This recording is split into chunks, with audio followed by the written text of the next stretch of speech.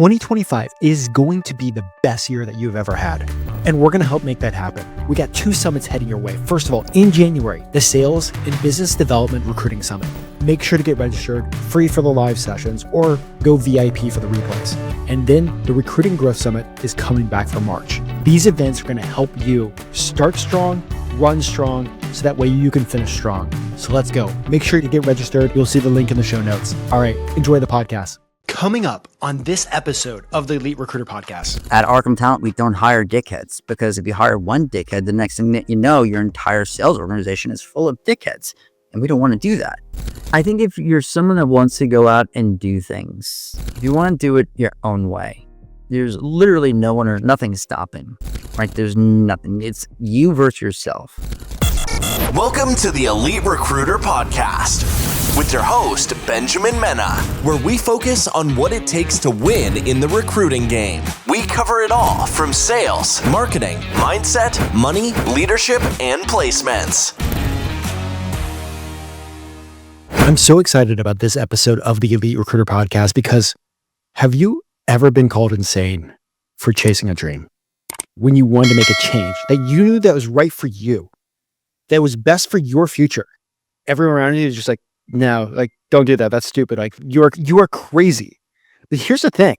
When you chase your dream and when you go out on your own and carve your own path, you get to create your own story. You are the one that gets to write the next chapter of your book. And so I am so excited about my buddy Shaun. I've been following him for years. And there's a little bit of an unfollowing, but then there's back to following again. But I'm excited that he's going to kind of share like some of the things that he did, like going from talent acquisition leadership, being in those meetings day after day, building out the spreadsheets, and like, you know what? I can't do that anymore. I got to go chase my own dreams. So Shaun, welcome to the podcast.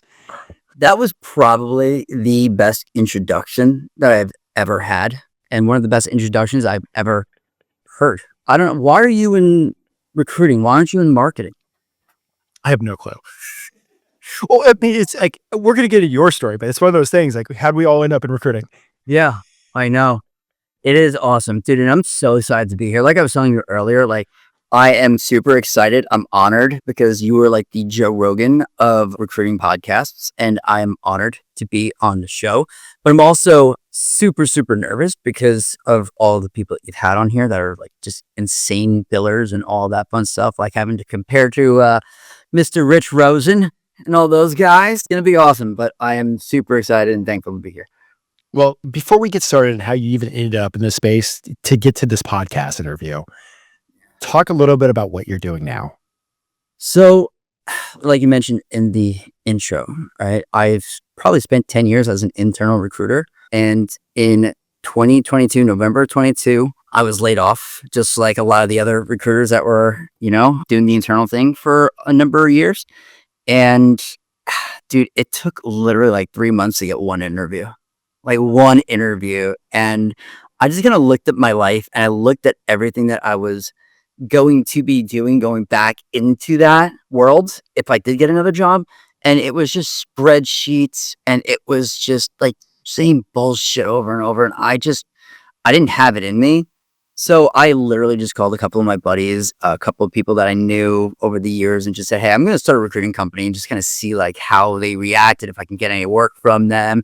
And right off the bat, 2 of them were like, oh yeah, I need an enterprise AE. Oh yeah, I need an SDR. Oh, okay, great.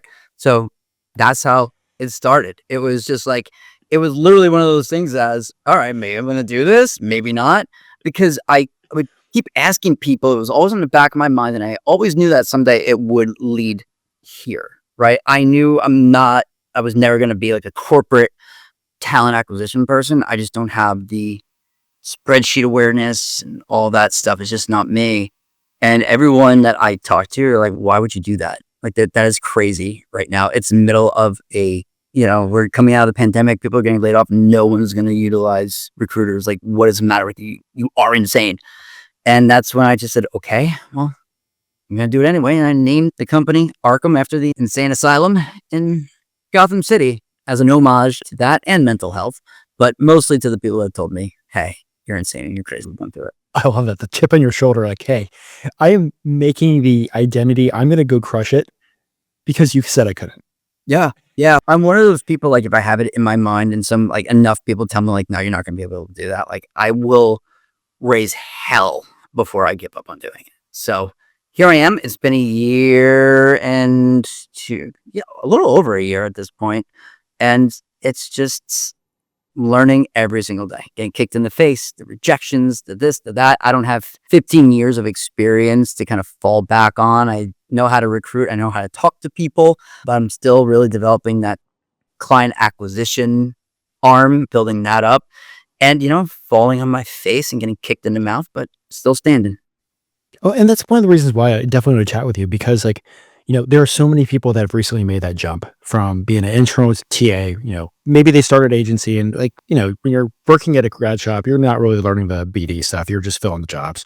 You went internal, like other people, like, did the internal route and realized, like, hey, isn't as good as I thought it was going to be. The dream of being the internal TA leader, it really just ends up being a lot of crappy work. Yeah. The hard part about it is that once you get to a certain level, you lose why you got into recruiting in the first place, right? It just becomes looking at numbers and looking at spreadsheets and maybe helping out closing an engineering hire or two, but, like, you're not talking to people. You are running a team, you're running the function, and you're in meetings all day, high up meetings. And that's not why I loved recruiting. That's not why I got into it. And once I got a taste of what it was going to be like at one of my last companies, just going through all the spreadsheets, all the data, and all of this stuff that I just had no interest in. I just had zero interest in looking at and analyzing that type of stuff all day. I just said to myself, all right, I need to buy the time. I need to have the savings, and then Let's even talk that. Like, you talked about, like, the love for people, the having the conversations, the making the impact. Like, how'd you even end up in the wonderful world of recruiting? So when I graduated college, and how I got myself through college was playing in wedding bands and cover bands and all that stuff my entire life. And I had just graduated, and I got this gig at an airport. And at the airport, what I was doing is I was that guy who stands at, like, a terminal and tries to sign you up for, like, a Delta SkyMiles card by giving you, like, t-shirts and teddy bears and all this, whatever the hell I was selling for the day. And one day, this lady, like, runs by the kiosk. She does, like, a double take, and I whisper her over, and I sell her on everything. And I said, okay, well, I just need your social security number. And she's just like, I'm not giving my social security number. I said, man, we're in a Delta certified airport. Like, who do you think they're going to have people out here that are, like, fraudsters? And she's like, okay, all right. And then a couple of other things I had to get from her, like her credit card and all this other stuff. And as I'm, like, signing everything up and just, like, finishing the transaction, she's like, you just got my social security card in the middle of an airport while I'm traveling to get on a plane. Like, is this what you planning on doing, like, the rest of your life? I said, absolutely freaking not. No, I just graduated college and I'm actually looking for a job. She's like, okay, great. Well, you have a job now. I need you to go interview with my account executives tomorrow and a couple of other people. And the woman was actually a VP of, like, the northeastern region of Adecco, the big staffing company. So I did that. I said, okay, great. I didn't know what recruiting was. I didn't know it was even a freaking thing. I had no idea what it was. So you literally, like, got her social security number, signed her up for a credit card, and she's like, "Yeah, you're actually good at talking to people. Yeah. I want you on my team." That's literally it. She's like, okay, where do you live? Long Island? Okay, great. You're going to cover you're going to cover Nassau and Suffolk County. And I said, okay, great. What the hell am I going to do? She's like, you're going to go knock on doors and you're going to go sign up people, or you're going to bring on clients to, the staffing company. I'm like, okay, cool. What's staffing? And she's like, okay, just call me on Monday. And I called her and we went through the interview process, and that was it. My first job out of college was with Adecco Staffing, knocking on doors and trying to sign up temporary staffing. Oh, real quick, were you actually, like, knocking on doors? Oh, baby, was I knocking on doors. I was the king of knocking on doors and king of getting the doors slammed in my face. I've gotten kicked out of more buildings than I could count. Maybe like, I'm just thinking of this, like, is it like a New York thing? Cause like, I remember like when I started working at Airtech, nobody's really knocking on doors. Actually, it was like calling into doors. Like you were actually like your first recruiting job, like walking into somebody's office, like, hey, I'm Shaun. Literally, like, that's it. That's it. So Long Island is different, right? Like there are a lot of, it's hard to do it if you're in the city, right? You can't just like walk into these startup buildings. Like you can't do that. Just ever since 9/11, you have to really be able to like have an appointment before you could go be allowed upstairs. But not on Long Island.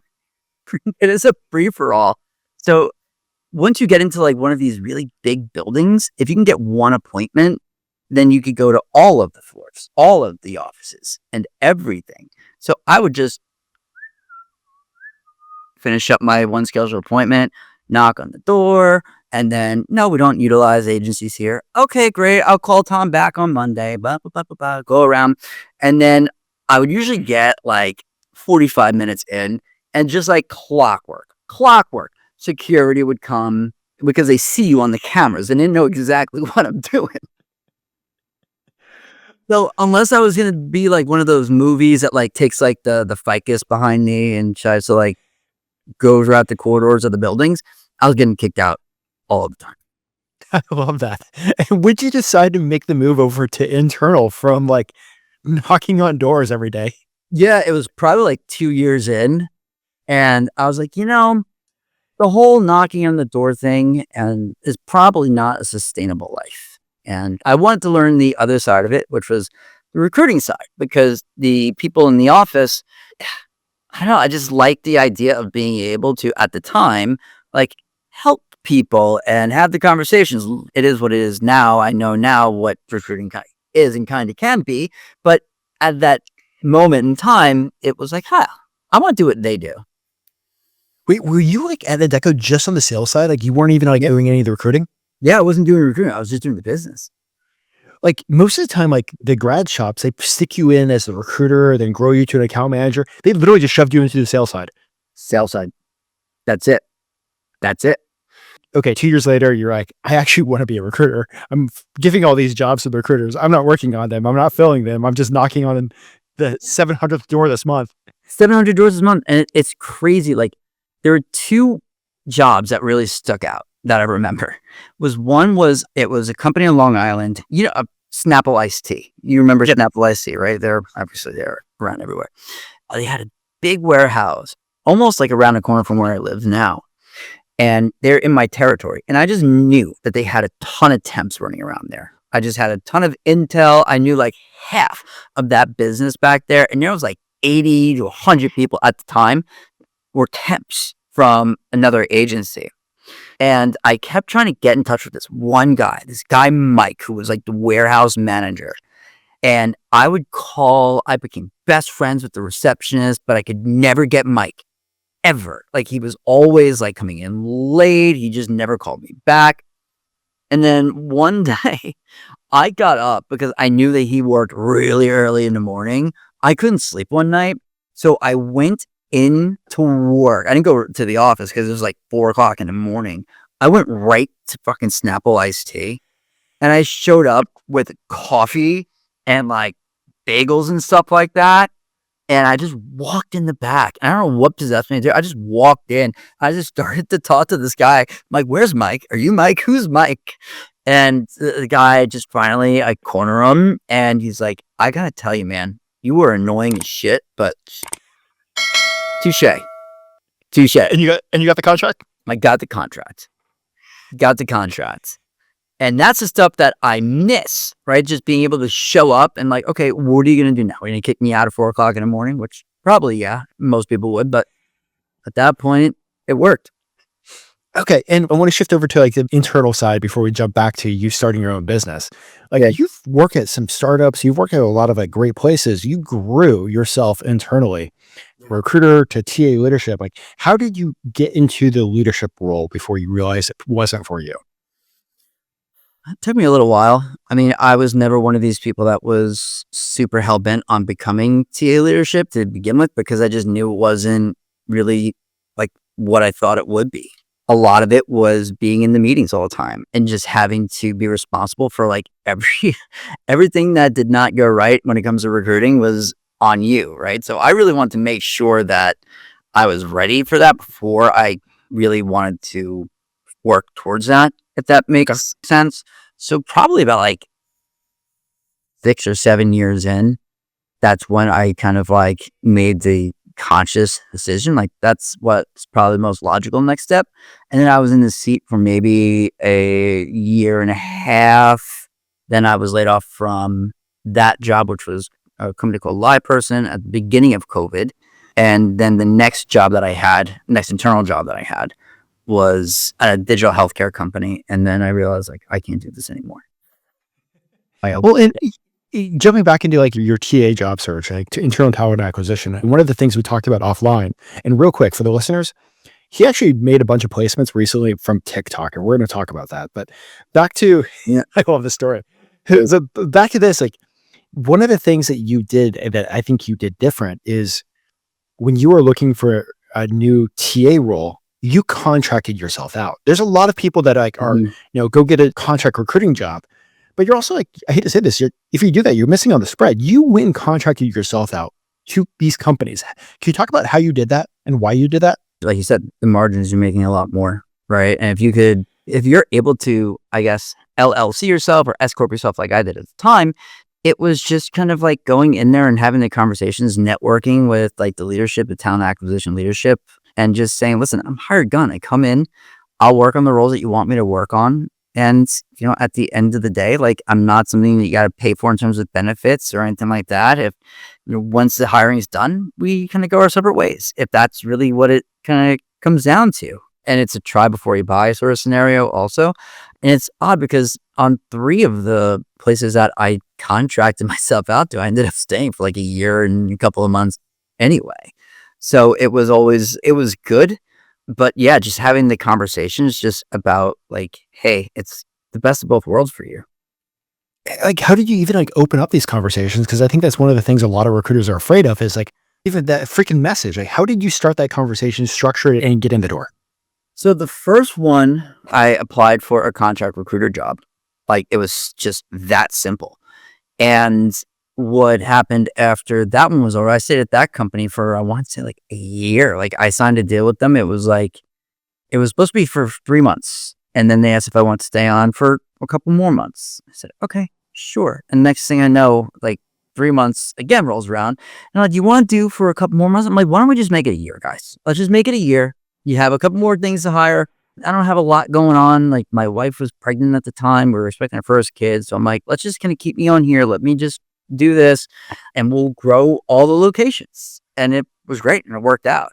So I followed that leader that I was working with to another company where I just did the same thing, which was year contract. The talent leader that I followed, he knew me. Like we were very good friends at that point too.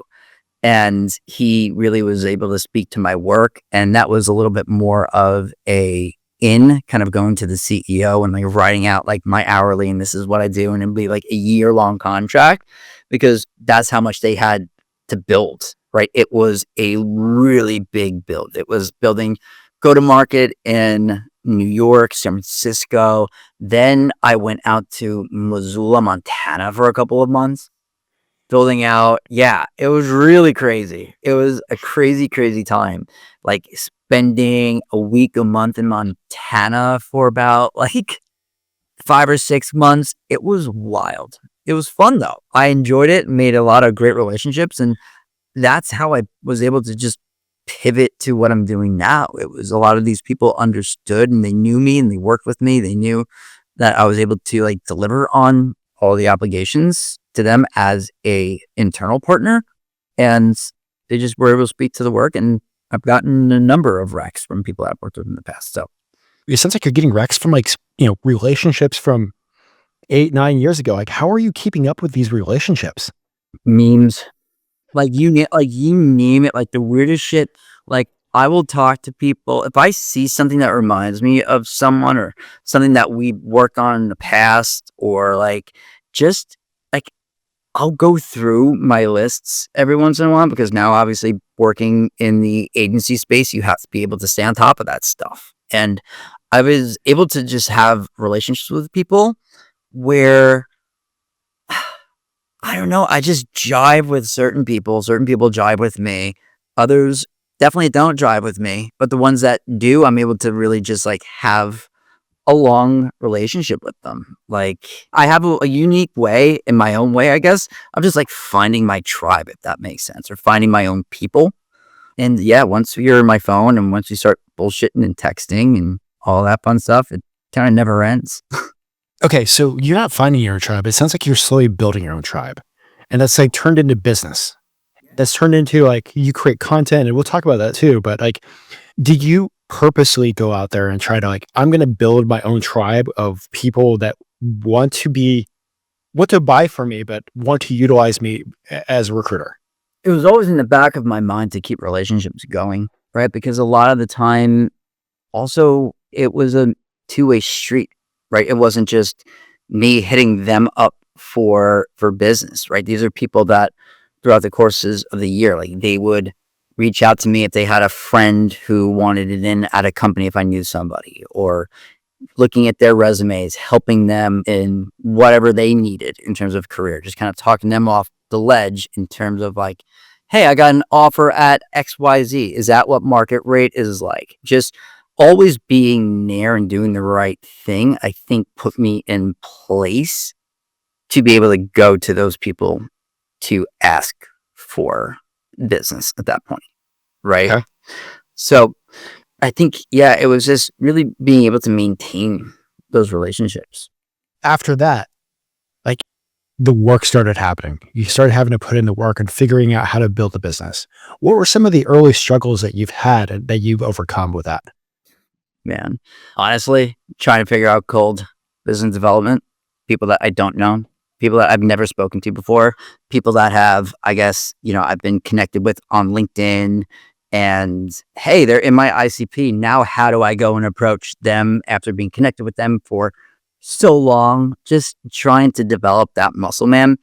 It's hard, especially when you haven't cold called in like 10 years. Like that's why 95% of it, I just wish all these companies were like on Long Island and I could just walk in like I did back then. That is easier for me. It's just like, hey, I'm here. People were genuinely curious. They'd be like, what the hell does this guy want? Who is this? Who is he? Why is he here? And people will come out and see me. It's like FaceTime.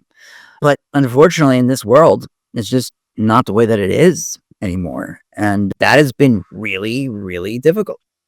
Oh, but one of the things you've also done, like, okay, that's a challenge that you've been working through, a challenge that you've overcome, but the business is coming in, but you also create a lot of content. Yeah. Like, first of all, talk about like the content that you create, and then share the story of how you've made a few placements from a freaking TikTok video. Yeah. So in terms of content, like it was always kind of like a means to an end. I have like a love and hate relationship with it. I feel like just the content I've always put out there and doing the things that I kind of do, I like trying to do things differently. Like you see the same sort of content that's out there on a daily basis, people talking about like the ATS and all of that fun stuff. And as much as I love getting in those arguments with internal recruiters over that stuff, it's just kind of like you get lost. And one of the things that I always said, if I was going to run my own company, I was going to do it the way that I wanted to do it. And I've always wanted to do things differently. And I like marketing and I like content. And I've always made videos. I am a creative at heart. I mean, like I'm a musician. I've done comedy. I've done all these different things. And for me, I always thought I wanted to try that and see how it lands and if it sticks, right? And the videos that have had like the most traction, they've stuck, and I've gotten a couple of clients out of it for sure. But sometimes there are videos that don't click and people don't like them at all. And the messaging that I guess I put out there too, it's really hit or miss, if that makes sense. But it's like you've developed your own tribe, and like that messaging clicked for somebody. And what was it? 3 placements from a TikTok video? Yeah. 3 placements from one TikTok video, which was interesting. It was funny because for context, I make commercials, right? Like I do these commercials in my garage, I do them in my backyard, and they're just like really silly, I guess if you've ever seen like the Mint Mobile Ryan Reynolds sort of commercials where he's talking like really fast just about the company and what they do and making like jokes off the top of his head, it's kind of similar to that. And I made one commercial where I'm talking about Arkham Talent and we have a no dickhead guarantee in our contract, right? And I just go on this rant about, well, at Arkham Talent, we don't hire dickheads because if you hire one dickhead, the next thing that you know, your entire sales organization is full of dickheads. And we don't want to do that. And I sent that video to an SDR, which is part of my strategy going like bottom up. He sent that to one of his sales leaders. And next thing I know, I'm talking to the sales guy because he thought it was really interesting and ballsy that I would send it. And yeah, got a couple of SDR hires and a mid-market AE hire out of it. That is incredible. As like, pretty much all my videos are just like repurposed, podcast videos. And I feel like after that, I need to go like cut some of my own. You know what though, man? Like it gets attention, but if it's not the right type of attention, then you could really mess it up. I'm lucky to not have anybody respond super negatively to any of them, but it could definitely be something like you wouldn't send something like that to a CEO. Like you have to send that to a very certain type of person. You have to send it to someone that, like maybe like a warm lead, or somebody in your network already that knows who you are and knows what you do. You've seen their name on your content sometimes, right? Sending that out cold to like C-level people, I would not recommend doing it. Okay. And like talking about content again, like, one of the things that I've been watching you do, and we've talked about this, is I feel like so many recruiters send the same canned message that's been around since 1980 when it comes to like business development and candidate stuff. You're a lot more direct in your approach. Can you talk about, first of all, like why you're different and why the directness works? I think it works in a number of different ways, right? Like there are definitely people that I'll be less risk averse to emailing in the way that I email other people, right? Again, like I'm super like locked into like what my strategy is, meaning if I want to be creative, if I really want people to see the emails that I send, I'm sending that to a very specific person, right? Like I have another email campaign that I do is basically like starts off like, so you've hired an idiot. What next? And then it kind of goes down like, well, if you hire one idiot, then, your boss is going to think you're an idiot and they're going to think that you can't hire anybody. So you don't want your boss to think that you're an idiot and you're out on the street because they hired a bunch of idiots, right? That's another one that I'll send to people that are, a little bit more like I recognize their name. I see who they are. They've interacted with me. They know who I am. But when it comes to like people I don't know cold is I just really focus on NPC. Like I really just do. I don't have the balls to send stuff like that to people I don't know at least would be receptive of it or completely cold leads or C-level or anyone like that. Like I don't have those type of balls. Just don't. Well, NPC. Okay. So NPC has been working a lot for you, but also like you have experience being from the internal and being an internal TA lead. Like, how has that, your experience there, how has that helped you work with other, like the internal recruiters of the companies that you're working with? Yeah. I mean, like when I was internal, the only messages that I really thought resonated with me were like two things. People that really knew the business, right? Or people that came to me through a referral for someone in the company, right? Like when I was internal, I didn't really use a lot on a go-to-market side. I just didn't because I did most of it. I knew most markets that I was working with. But engineering, I don't know.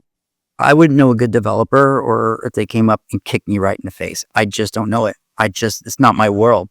So I relied on a lot of agencies. And I know that a lot of people will kind of shy away on the internal side and be like, we never work with agencies, blah, blah, blah, blah, blah, blah. But like I utilized those partners and I needed those partners to succeed, to build the business because I couldn't go out and build go-to-market and, have a team of recruiters that I was also managing and training and all that fun stuff and trying to recruit for engineering, something I had no idea what the hell was going on. a lot of that was referral base, the people that I would utilize internally. But how it changed my business here, it's hard because the other methodology that worked was like, hey, listen, I see that you have an AE open, and if they caught me on the right time where a hiring manager was up my butt about something and I didn't have time to get to it, or I haven't filled it, or the recs were not coming in, or the candidate flow was just super lax, whatnot, I would take a call and say, okay, like, do you really have a person, or are you just sending me some candid resume? And that's happened before where people would say, yeah, I absolutely have a candidate. And I would write them back. All right, cool. Can I talk to them in 20 minutes? And they'd be like, oh, no, no. So There you go. The importance of your NPCs. yeah, if you have somebody, and there are absolutely a couple of times where I called their bluff, they called my bluff, and I ended up talking to the guy. And yeah, I had never hired somebody on that side of the business from the agency world because, like I said, I go to market is kind of in my wheelhouse. But yeah, engineering, I would always just, I needed that partnership. I love that. Well, is there any, like, you're looking back on like you launching the business after being an internal TA. And if somebody is like thinking about that, whether they got laid off, whether like they're in a recruiting job that just isn't paying what they want or isn't like what they really dreamed of, what advice would you give to them on the first 3 steps that they probably need to do if they actually do want to make that jump to their own business? Get comfortable being rejected. You gotta get comfortable with it. If it's something that you're gonna like take to heart, probably not gonna be the area or the way to go for you. The second thing is get used to the idea that you are going to have to utilize a lot of your business cold, right? I got lucky. I absolutely got lucky with a couple of my first, I think 8 or 9 placements came just from people that I knew that were just like, okay, here we go. Like, it was great, but the well runs dry. It runs dry quick. And I'm figuring that out as I go. And I will report back to you, Ben, on how it does go, because listen, there might be a time where I say, hey, Ben, listen, why don't you throw me something? No. But yeah, you really need to just be open to putting yourself out there. Another thing, reciprocity. You can't depend on people. Talk about that real quick. Yeah. So as many people in my network that were great to me, like I'm thinking about 3 or 4 people that were just really able to help me out, right?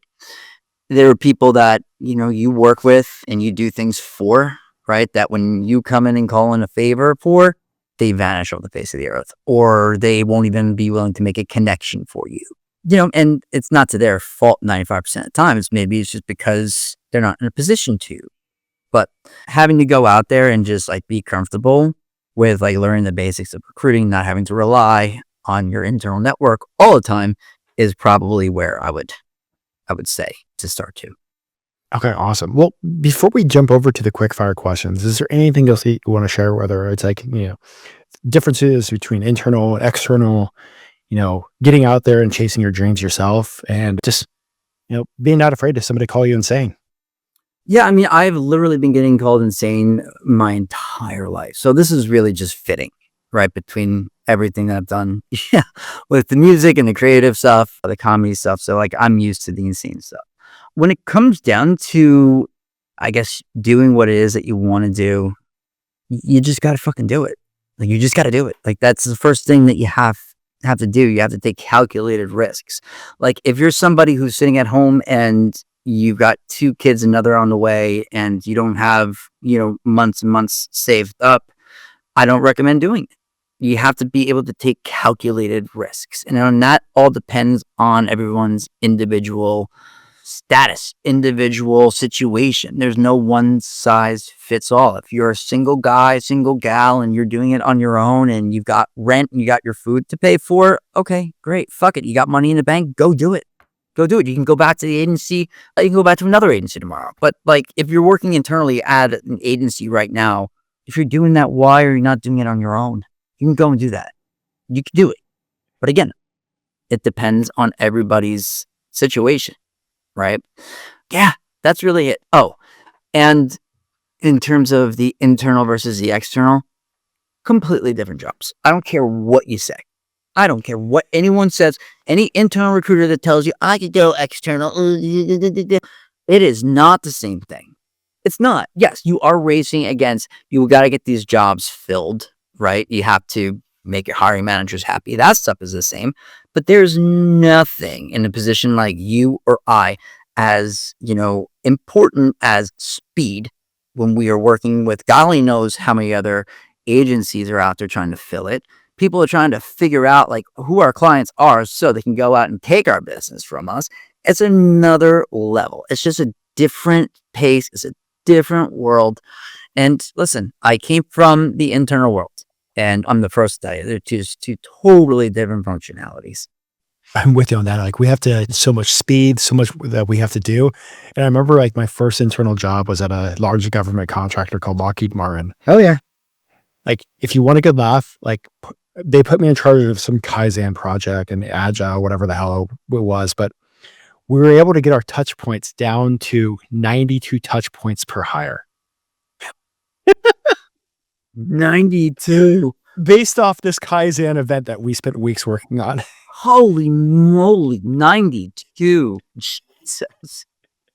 That was insane. So like what you just said, I remember like a recruiter saying like, oh yeah, like you do the agency world all day long. And I'm like, it took you 6 months to find 3 engineers. Like the agency they need to find it by like this week.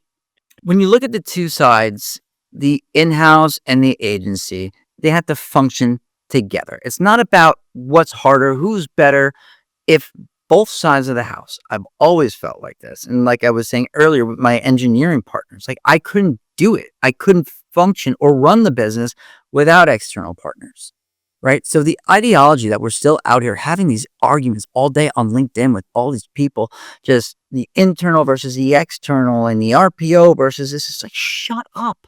It all goes to one goal, and that's getting the hire, it's getting the candidate in the door, getting them happy, excited about the role, because the only people that lose out or get screwed in the end if we're all like bickering and back and forth and we drop the ball is the candidate.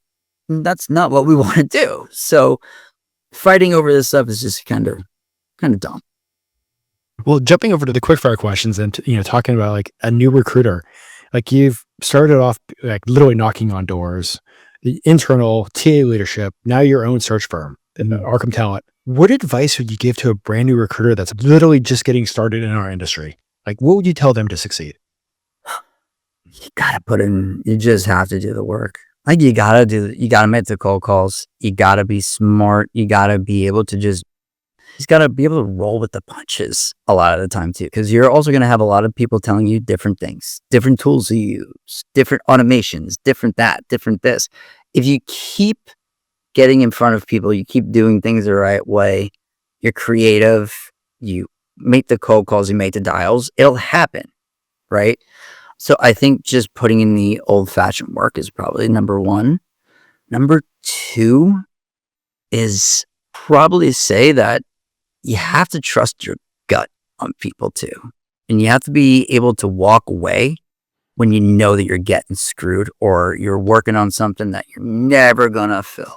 Because 95% of the time, if you have a client that is just completely unbearable, unrealistic, they have crazy expectations, you're not making any money off of that. You got to be able to know when to walk away. Ooh, that's, I think one of the biggest things recruiters have challenges with is saying goodbye to not a good client. Can you call it a client if you haven't made a placement and made money? No, I mean, I walked away from a client that I worked at for like a year and a half just because I'm like, I can't do this stuff for you contingency anymore. Like, it's just, it's too much. And this was like 3 weeks ago. So gotta be able to do it and spend your time finding another client or something else to do. I know we've talked about this. You said you made your first like 7 to 9 placements from people that you knew. Yeah. How did you go back and like rekindle that conversation or kick that conversation off? Like, hey, I'm launching my own business. Like, how did you do it? That's it. You just said it. Look, that is it. One of them was a VP of the president at one of my last companies that I worked with. He left that company and went to another company, and I worked directly with him, directly for him.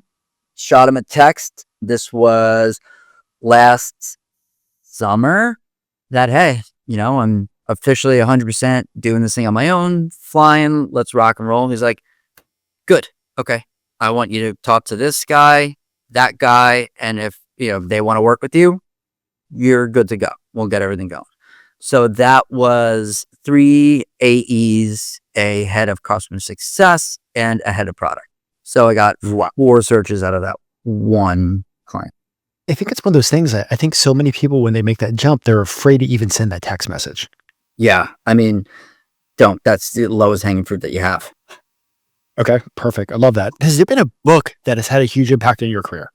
Yeah, it's called Likeonomics. I forgot the name of the author. I can send that to you later. But essentially what the book really did was just talk about like how to position yourself and your marketing and how you want to be perceived, right? And just kind of like giving like a lot of different details and stories of brands that have failed and went back and have done things to be likable to the public, and kind of take some of those ideologies and utilize that in how you go to market and how you sell and how you kind of just present yourself. And there are a couple of really cool stories about like Domino's, how in like 2009, they went through like a whole onslaught of just like PR disasters. There was a couple of guys in one location that were caught like doing really disgusting things into a pizza box. And that same year, they did a market research thing, and it came back like, oh, the pizza tastes like cardboard. And essentially how they're able to turn it around is like the CEO just came out and was like, guys, we fucked up. Basically, that was a marketing message. Like, we screwed up so badly that we are going to be working to make sure that this never happens again. And they went on a whole marketing campaign, like making, this is what it was. The market research came back and it said that the pizza tasted like ketchup. So they just did a lot of like clever marketing around their pizza tasting like ketchup. And people really they appreciated the honesty, because they had a company that was coming out and saying, we just completely dropped the ball here. Like, this was awful. Like, they humanized themselves instead of pushing things under the rug.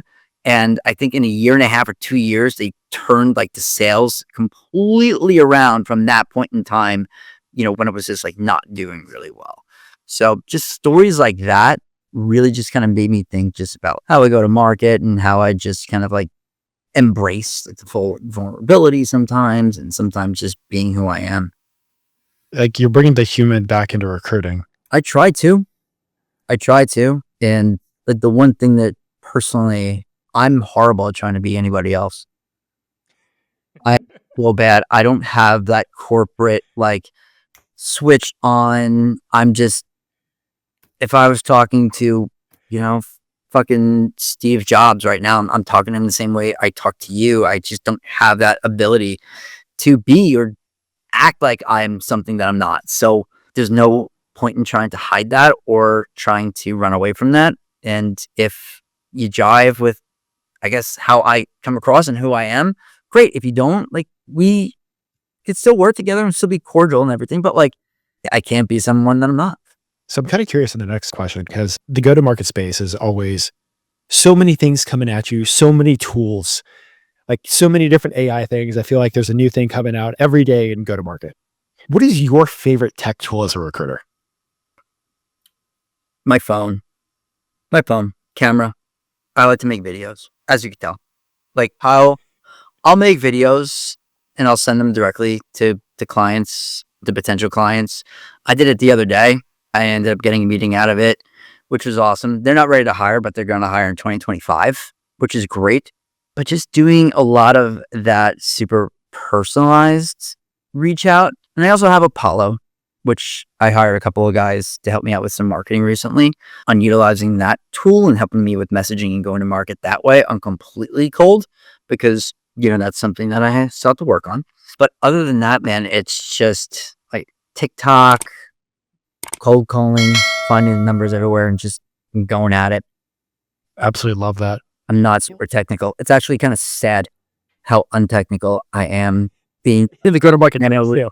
Right. I'm in tech. I'm in the tech world. My wife makes fun of me all the time. She's like, I don't understand how you are able to talk about all these different technologies and you could talk about all this stuff. I hear you on the phone, but you still can't figure out how to, put the fucking batteries in the remote. Like, I don't know what's the matter with you. And my next question is kind of, I think is important for the listeners. Like, you got started, but when you jump out on your own, like it is hard. There are hard days. How do you make it through those potentially hard days and hard weeks to keep on going? And there are days where it takes a lot, especially when you're just figuring it out, right? Like the first 6 months, it's really hard, right? On the rejection side. And I was lucky enough to have immediate work.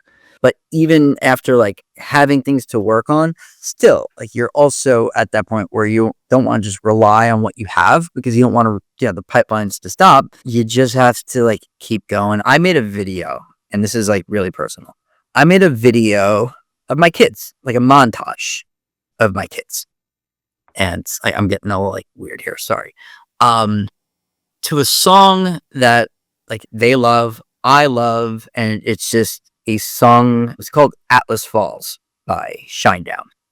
And the song is just like, if Atlas falls, which is, it's a Greek god, the guy who holds up the world on his back. If that falls, and then the world falls apart. And like, I see myself like as the Atlas for my kids, my family, and for them. So I utilize that all the time. I look at that video when I'm just having those days where I'm like, fuck this, I'm done. I want nothing to do with it. I watch that video and that snaps me back. Just like a little montage of them playing, running around, and with that music going, it just gets me back in the place where I need to be. So that's how I personally get through those days. Sorry. Watch that video. Game on. Game on, man. Game on. I could get rejected all the time, but that video, it gets me, hits me a lot, and I'm ready to rock and roll. It kind of goes into like, I'm going to ask this question 2 different ways. First looking back at the very beginning of your recruiting career, and the second is looking back at like maybe a month or 2 after you started your company. But, taking everything that you know now, if you can give yourself some advice, going back to the very beginning of your recruiting days, what would you tell yourself? Probably to get real comfortable with the cold calling. Like immerse yourself in just loving rejection. Just that is like the hardest thing in this business, right? In terms of like what I've learned, and like I said, there's a million people that have been doing this a much longer time than I have been, but from what I've noticed is that it's not about getting in front of the people. Like you can get in front of the people. It just takes a long time. It takes a lot of different touches, and having the balls to go back time and time, pick up the phone after they told you, hey, fuck off, I don't use agencies. Finding something to get in front of them. Again, it's providing some sort of value to them to have them want to talk to you. Because at the end of the day, when it comes to business development, like 95% of what we do is just chasing people that don't want to talk to us.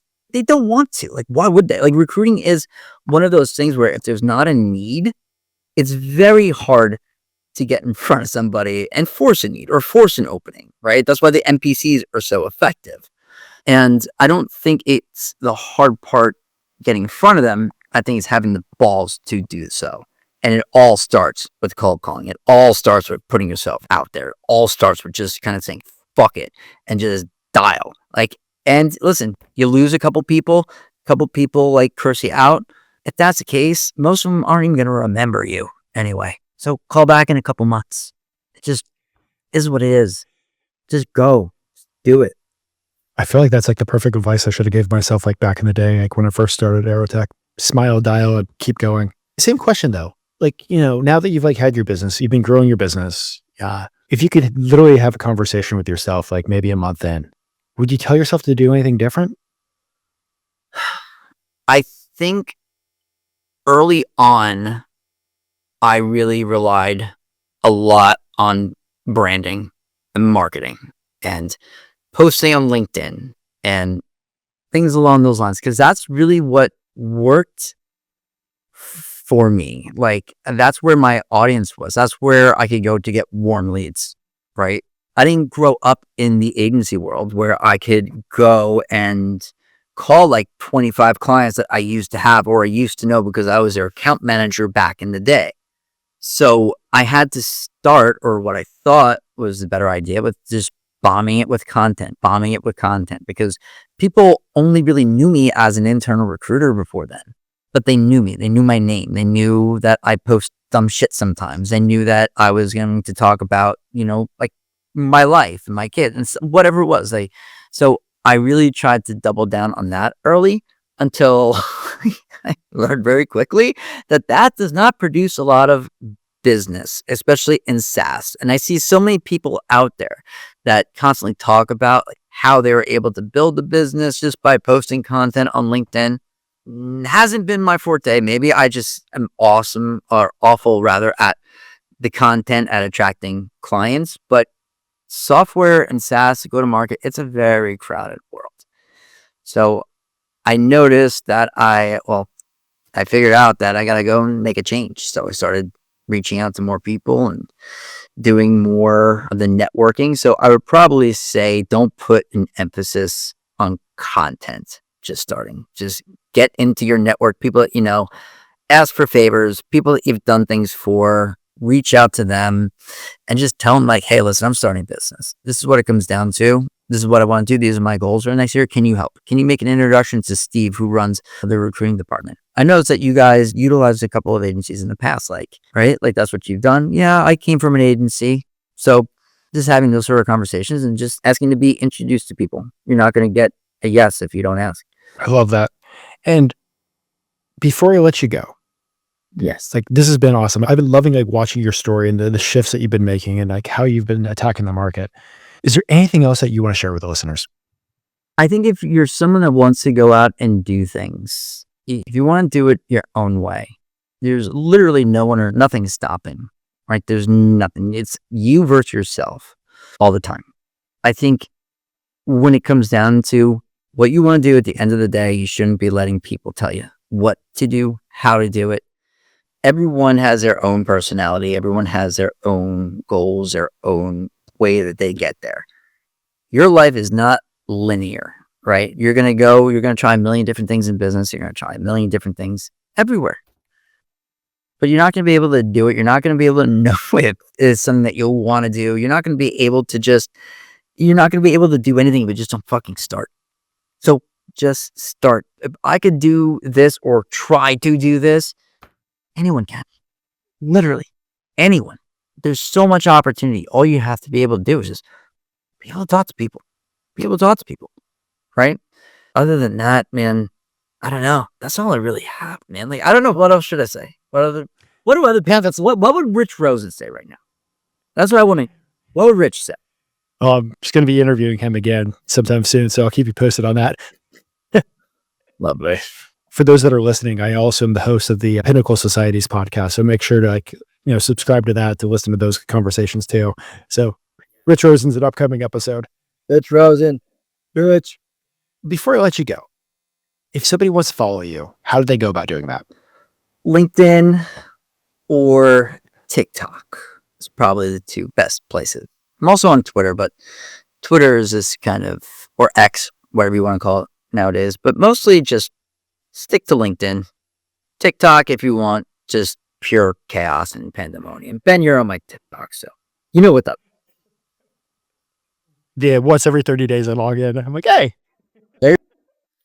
But no, man, this is awesome. Thank you so much for having me. I hope the episode does well for you. And it was just so cool being on with you. And I appreciate everything you do. I listen to the show all the time. So I'm probably going to cringe listening to everything that I said. But thanks so much for having me, man. Well, I'm excited that you shared. And, some of the things that we talked about, like the internal versus external. But I think that one of the most important things you said is, you talked about being Atlas and carrying the weight of your family.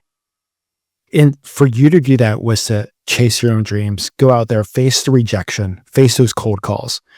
Yeah. So that way you can be the person for your family. That right there is just what so many other people are looking at and dealing with and realizing. But because you did it, if you're listening, you can do it too. And I want you to finish this year strong. I want you to spend time with the family during the holidays, but 2025, you're putting in the work now, is going to be the year of personal abundance. I believe that for you. So let's go crush it. Let's do it.